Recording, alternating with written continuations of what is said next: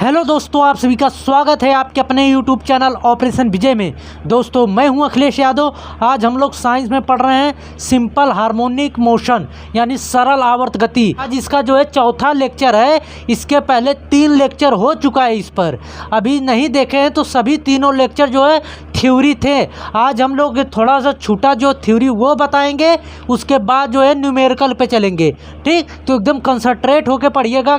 काहे से कि ग्रुप डी एनटीपीसी में खास करके यहाँ से क्वेश्चन आते हैं, तो एकदम कंसंट्रेट होकर पढ़िए। आज हम लोगों का टॉपिक जो है थ्योरी का लास्ट जो है कैपिटल टी यानी आवर्तकाल और जो है स्मॉल जी में संबंध बताना है क्या होता है। कैपिटल टी बराबर होता है 2 पाई √L/G होता है, और स्मॉल जी बराबर होता है कैपिटल जी m/r² होता है। यही होता है ना, गुरुत्वीय त्वरण बराबर होता है G m/r² होता है। और कैपिटल टी क्या है? आवर्तकाल है। ये यल क्या है? लंबाई, प्रभावी लंबाई है। जी क्या है? गुरुत्वीय त्वरण है। ये आवर्तकाल का सूत्र निकालने में मदद करता है। देखिए ये इसमें क्या करना है, पहले देखिए। टी में प्रतिशत बदलाव बराबर होता है यल की घात गुणे यल में प्रतिशत बदला। ये आज का लास्ट टॉपिक है थ्योरी। इसके बाद हम लोग न्यूमेरिकल देखेंगे। ये सब हम क्या बता रहे हैं कि जो है टी में प्रतिशत बदलाव बराबर यल की घात गुणे यल में प्रतिशत बदलाव। कहेगा कि अगर किसी लोलक की लंबाई 2% बढ़ा दी जाती है तो उसका आवर्तकाल कितना प्रतिशत बढ़ जाएगा। तो इस तरह क्वेश्चन आपसे पूछेगा, तब आपको यहाँ पे बताना होगा। और इसमें कह देगा किसी भी ग्रह की त्रिज्या जो है 5% या 3% बढ़ा दी जाती है तो उस ग्रह की गुरुत्वीय त्वरण क्या होगा। ठीक, तो इसीलिए हम यहाँ पे समझा रहे हैं आपको। तो यल की घात में प्रतिशत बदलाव बराबर मतलब यल की घात क्या है? यल की घात में देखेंगे तो 1/2 है। अरे यल अंडर रूट में है तो इसको क्या लिखेंगे? यल के पावर में 1/2 लिख सकते हैं इसको इस तरह। तो वही हमने कहा कि यल की घात जो है 1/2 है गुणे एल में प्रतिशत बदलाव। ये दिया रहेगा, आपको यहाँ पे लिखना पड़ेगा बदलाव।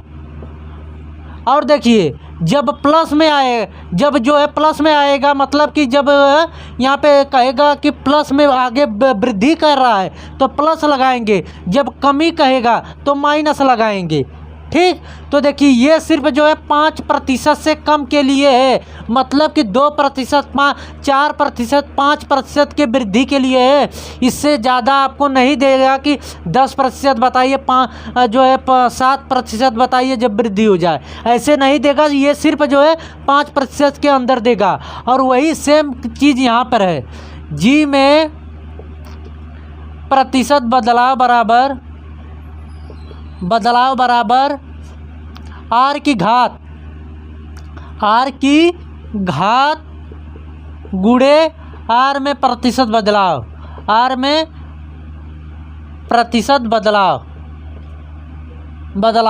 आर की घात क्या है? आर के पावर 2 है। ये ऊपर जाएगा तो आर के पावर -2 होगा, तो यानी -2 गुणे आर में प्रतिशत बदलाव। अब देखिए यहाँ पे जब वृद्धि होगी तो प्लस लगाएंगे और जब कमी होगी तो माइनस। सेम वही क्रिया जो इसमें करना है वही कि इसमें करना है। ठीक, तो अब हम लोग समझते हैं, इससे रिलेटेड क्वेश्चन देखेंगे तो पूरा अच्छे से क्लियर होगा कि हम यहाँ पर ये बताना क्या चाह रहे हैं आपको। अब हम लोग चलते हैं न्यूमेरिकल, इससे रिलेटेड यानी कि सरल आवर्त गति का न्यूमेरिकल देखेंगे। ठीक, तो अभी तक चैनल पे नए हैं दोस्तों तो सब्सक्राइब नहीं किए हैं तो इसे सब्सक्राइब कर लीजिए और बेल आइकन को दबा लीजिए कि आने वाली वीडियो का नोटिफिकेशन मिलता रहे। चलते हैं क्वेश्चन पे। हम लोग जो बताया आपको उससे रिलेटेड यहाँ पे क्वेश्चन है। यदि किसी सरल लोलक की लंबाई 4% की वृद्धि कर दिया जाए तो उसका आवर्तकाल कितना प्रतिशत बदलाव होगा। तो यहाँ पे आवर्तकाल में प्रतिशत बदलाव बराबर क्या होता है? 1/2 गुणे यल में प्रतिशत बदलाव, यही है ना। तो 1/2 गुणे एल में प्रतिशत बदलाव कितना, लंबाई में कितने प्रतिशत की वृद्धि हो रही है, 4। जब वृद्धि हो रही है तो प्लस रहेगा, अगर कमी होती तो यहीं पे -4 कर लिखते, लेकिन वृद्धि है तो प्लस लिखेंगे। तो यहाँ पे 1/2 × 4, अब यहाँ से 2 से कटा कितना आ गया, 2% का बदलाव होगा, 2% का क्या होगा, बदलाव होगा। अगर यहीं पे माइनस होता तो यहाँ पे कितना, -2% का बदलाव आता। क्लियर। तो उससे रिलेटेड ये क्वेश्चन था। अब हम लोग पूरा थ्योरी जितना चैप्टर था उससे रिलेटेड, पूरा चैप्टरों से रिलेटेड अब हम लोग जो है क्वेश्चन देखेंगे। देखिए दोस्तों, क्वेश्चन है, दोलन करते लोलक का गोलक जो है 100 सेकेंड में मध्य बिंदु से 100 बार गुजरता है, तो लोलक की आवृत्ति क्या होगी, ये पूछा है आपसे। पहले ये समझ लीजिए कि लोलक, ये जैसे यहाँ से कोई पिंड लटका हुआ है, ठीक, तो ये लटका हुआ है, तो इसे हम कहते हैं मध्य बिंदु, इसे कहते हैं मध्य बिंदु। ये इसकी जब इसको हम बल देंगे यानी धक्का मारेंगे तो ये मान लीजिए ये यहाँ तक आएगा, ये यहाँ तक जाएगा, और इधर अगर मारेंगे तो ये यहाँ तक आएगा। तो ये दूरी जो है विस्थापन कहलाती है, मैक्सिमम, और इसी विस्थापन को, मैक्सिमम विस्थापन को कहते हैं आयाम। ये मध्य बिंदु है, ये अंत बिंदु है, और ये भी अंत बिंदु है। क्लियर। तो ये यहाँ पे ये थोड़ा बता दे रहे हैं, अगर नए हैं तो यहाँ पे समझ लीजिए।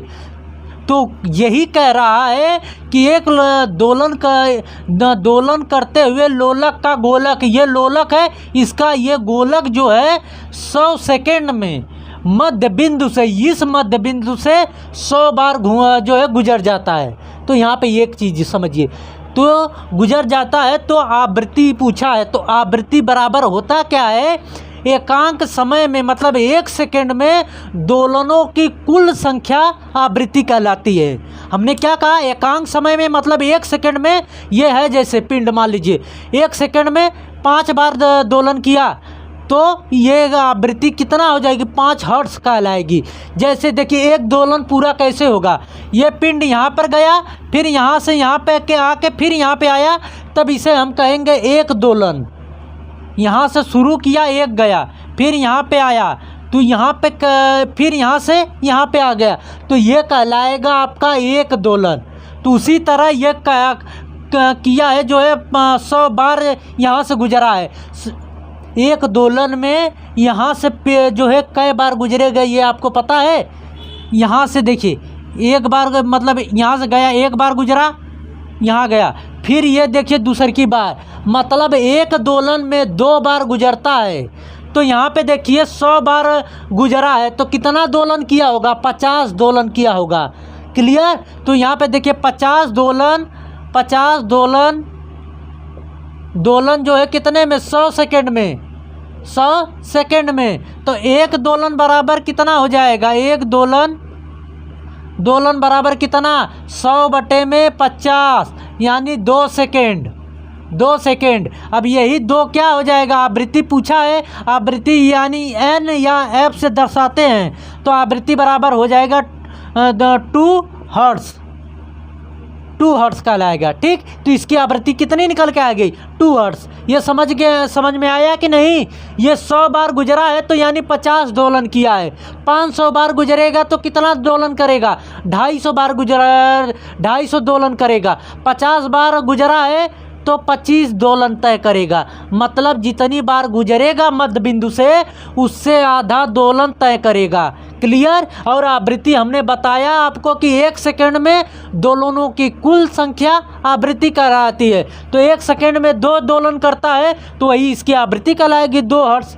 क्लियर। तो चलते हैं नेक्स्ट क्वेश्चन पे हम लोग। एक घड़ी की सेकेंड की सुई 2 सेंटीमीटर लंबी है तो उसकी टिप की गति क्या होगी, ये पूछा है। तो ये होता है 2πr/t। ठीक। टिप की गति निकालने के लिए घड़ी के सुई का ये सूत्र होता है। हमने ये सब जो है थ्योरी में बताया है, नहीं देखें अगर यहाँ पे लगेंगे फिर थ्योरी बताने तो वीडियो काफ़ी लंबी हो जाएगी। फिर से थ्योरी बताएंगे, फिर सवाल बताएंगे तो लंबा प्रोसेस है।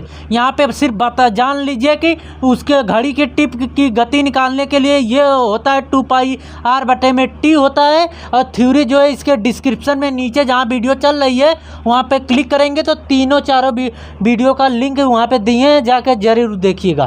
तो यहाँ पे देखिए 2 गुणे पाई का दशमलव में मान कितना होता है 3.14 होता है, गुणे आर त्रिज्या कितनी है 2 सेंटीमीटर और बटे में टी मतलब कहा है कि 2 सेंटीमीटर प्रति घड़ी की सेकेंड की सुई, तो 1 मिनट में कितना सेकेंड 60 सेकेंड, 60 से डिवाइड कर दीजिए तो यह आ जाएगा 0.21 सेंटीमीटर प्रति सेकेंड। ये काट दीजिए आएगा 30, ये काटेंगे आएगा 10, अब ये 10 से इसमें डिवाइड कर देंगे तो आ जाएगा, ठीक।